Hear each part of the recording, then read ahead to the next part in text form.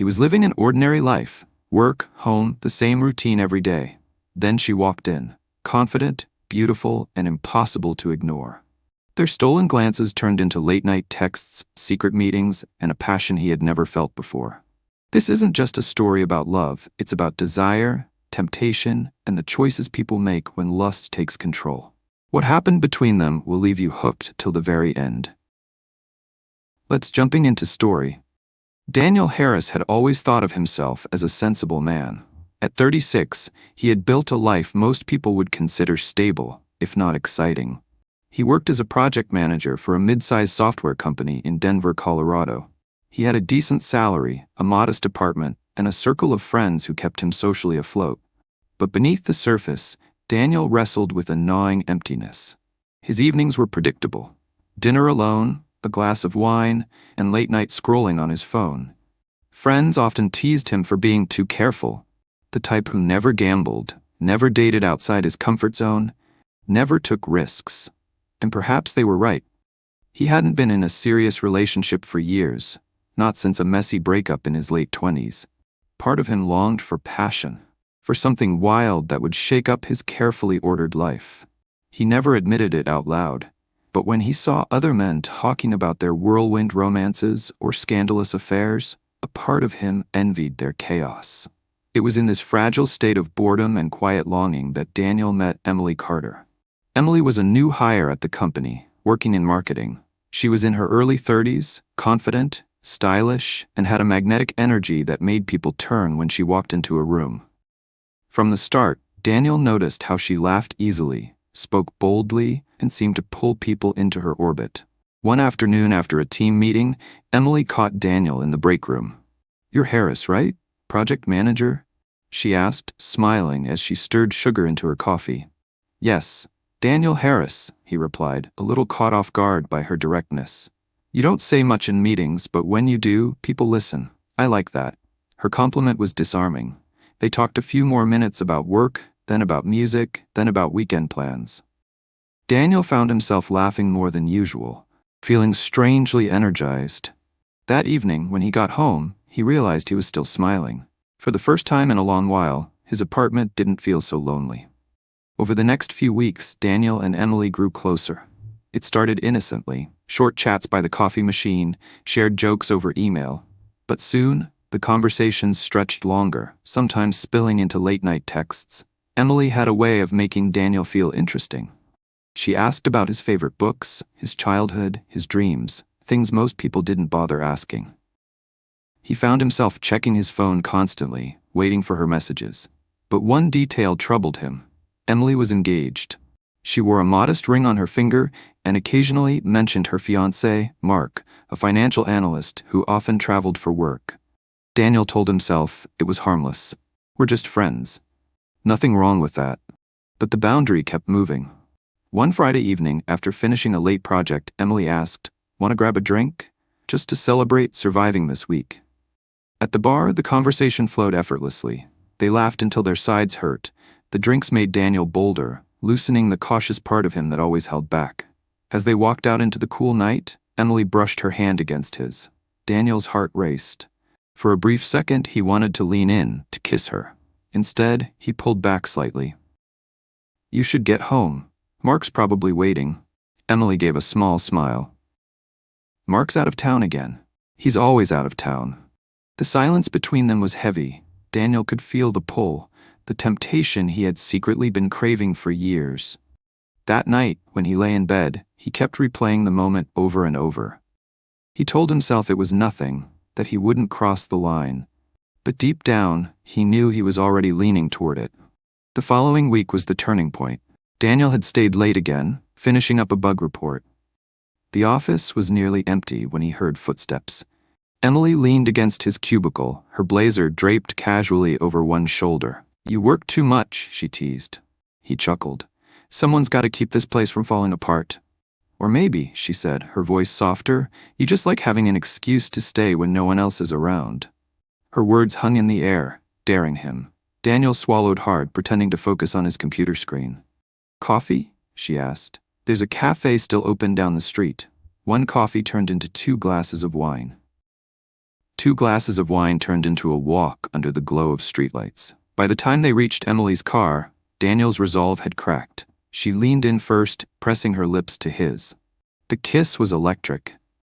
Every part of him screamed this was wrong, but his loneliness drowned out the warning bells. That night, Daniel followed Emily to her apartment. The affair began in earnest. At first, it was thrilling. They met in hidden corners of the city, quiet restaurants, dim hotel rooms, even Daniel's apartment when he was sure no one would see. Emily would laugh as she tossed her engagement ring onto the nightstand, whispering, "Forget him. It's just us now." For Daniel, it felt like stepping into a secret world where he was alive for the first time. He woke up every morning eager for her messages, every evening replaying their stolen moments. His once quiet apartment now held memories charged with passion. But with passion came paranoia.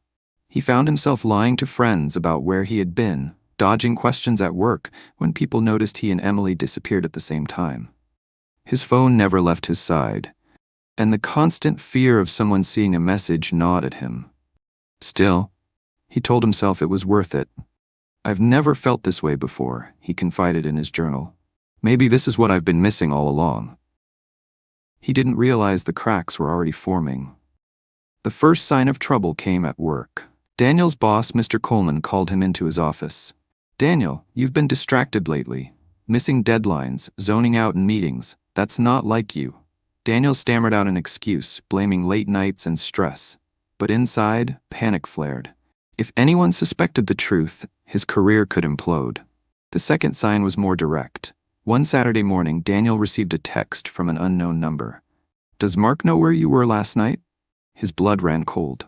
He didn't know who had sent it, a friend of Emily's, a co-worker.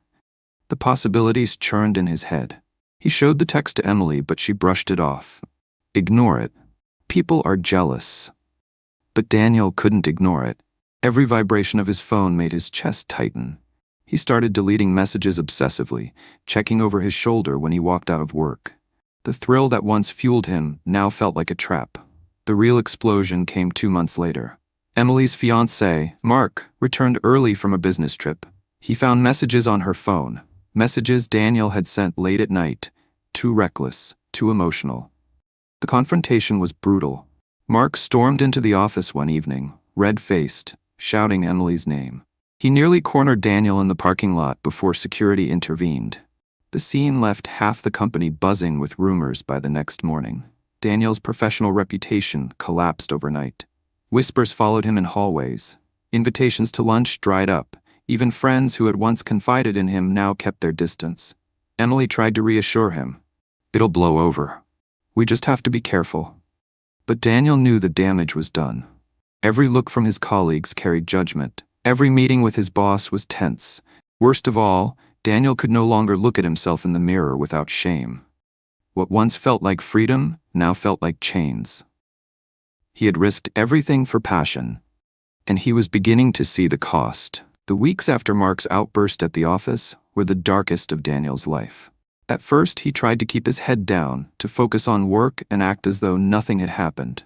But the damage spread like wildfire. Co-workers who had once respected him now kept conversations short. Whispers followed him into conference rooms. Even his boss, Mr. Coleman, avoided eye contact. The HR department called him in for a professional conduct review. Though the company couldn't fire him for an affair, they made it clear, "You've damaged the culture of trust. Consider this your final warning." Emily was no better. The fiery energy that had once drawn him in turned cold. She blamed him for being careless with his messages. "If you hadn't texted so much, Mark wouldn't have found out." Their meetings became tense, less passionate, more like arguments. Daniel realized, with horror, that the woman he thought had saved him from loneliness was now the source of his greatest misery. Outside of work, things weren't easier. Friends avoided him. His best friend, Chris, confronted him bluntly. "You torched your career and reputation for someone who wasn't even yours to begin with. What were you thinking?" Daniel had no answer. Nights were the worst. Alone in his apartment, he replayed every decision, every kiss, every lie. What had once felt thrilling now looked pathetic under the harsh light of consequence. He stopped journaling. He stopped exercising. Some nights he didn't sleep at all. staring at the ceiling until dawn. Then came the breaking point. One Friday afternoon, Daniel returned from a client meeting to find his desk cleared. A note awaited him. Report to HR immediately. They didn't fire him outright, but they reassigned him to a back-office role with no client contact. His salary remained, but the message was clear. He was no longer trusted.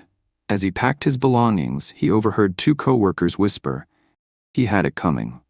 For the first time, Daniel felt the full weight of what he had lost: respect, trust, reputation, and peace of mind.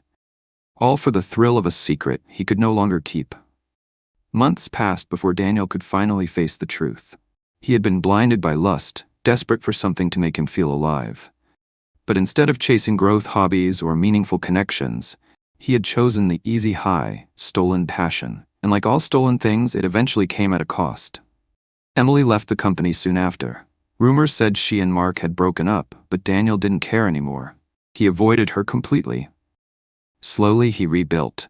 He reconnected with Chris, though the friendship was strained. He started therapy, where his counselor challenged him to look at the emptiness that had driven his choices. "You didn't need Emily," the counselor said. "You needed purpose." Lust filled the gap for a while, but it poisoned everything else. Daniel began running in the mornings, pouring his restlessness into physical movement. He picked up painting again, a hobby he had abandoned years ago. He even started volunteering at a local shelter on weekends. Piece by piece, he reclaimed his life. But the scars remained. Whenever new employees joined his department, he caught them glancing at him with curiosity, as if they'd heard the stories. He carried the weight of his mistake like a shadow that would never fully fade. Still, Daniel knew one thing with certainty: he would never make the same mistake again. Daniel's story is fictional, but it mirrors countless real situations in North America where lust has wrecked lives. Affairs, secret relationships, and reckless desires often look exciting at first but unravel quickly, leaving devastation behind. If you ever find yourself in a situation like Daniel's, remember these 5 survival rules. 1. Think beyond the moment. Ask yourself, if this came out tomorrow, what would I lose? Often the answer is reputation, career, and peace of mind. 2. Respect boundaries early. If someone is already committed, walk away. The pain of saying no is nothing compared to the chaos that follows saying yes. 3. Find healthy thrills. Adventure doesn't need to be destructive. Sports, travel, new skills, and meaningful friendships can give the rush of excitement without the fallout. 4. Guard your reputation like gold. Once it's damaged, rebuilding takes years. Don't trade it for a few stolen nights. 5. Seek purpose, not escape. Lust often fills a void. Ask yourself what you're missing: connection, meaning, growth, and pursue it in healthier ways. Years later, Daniel would sometimes drive past the cafe where it all began. That one night of coffee and laughter that opened the door to months of chaos.